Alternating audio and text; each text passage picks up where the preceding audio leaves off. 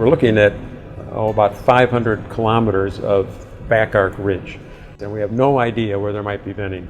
We're here to find sites of interest for the cruise next year with the ability to take samples and good detailed images of the seafloor pictures, and we need to give them targets. Towing our sensors behind the ship, moving the CTD package up and down through the water column, through about 400 meters of the water above bottom. And this sort of paints us a two-dimensional picture of where there are hydrothermal chemicals in the water column and what the concentration of those chemicals are. And that's what gives us the clue to where the hot water is coming on. Today was an exciting day. It's the first time we've really seen a big hydrothermal plume. Pretty much we saw continuous plumes the whole tow, and we weren't out of them at the end. We found 2 good targets, new targets that have never been seen before. Really amazing and really interesting signals. Early part of the tow, plumes were very close to the seafloor, a lot of chemical signals, but not many particle signals, so probably low temperature vents. Those chemicals only last in the water for a kilometer or 2. Then they are oxidized and we can't detect them anymore. So if we see signals in there, that means we're very close. And then about halfway through, it totally switched the other way. The chemical signals were much smaller, the particle signals were suddenly really big, the plumes were a lot higher, so those are probably from higher temperature vents. Really interesting part of the back arc, and just whopping signals. We can pinpoint where on the ridge, within a few kilometers, you're likely to find hydrothermal venting. So we can send Sentry down to do fine scale maps, get a better picture of where the venting is.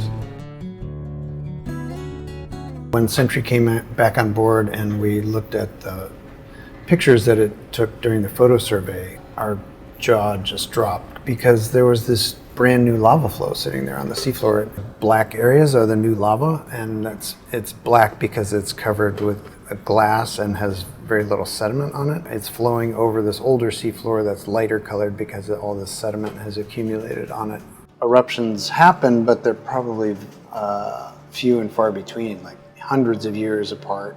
So we just got lucky and happened to be here right after one of these eruptions happened. And we're probably seeing some of the plumes are from this recent eruption.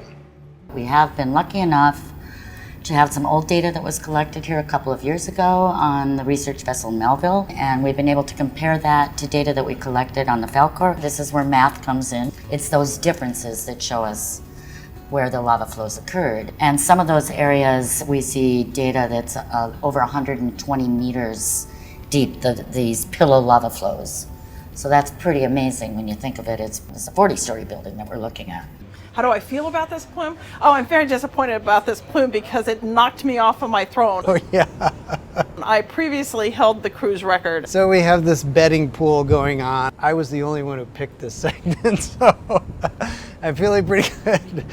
We're here to find the big plumes, and so I actually feel pretty good about this plume. You know, the first few days of the cruise, we were doing tows and not finding much. You can't help but start thinking, what if it's like this every day? You know, what if we don't find anything? But then now today it's like, wow, this is great. I mean, so it just makes me wonder what we're gonna find tomorrow.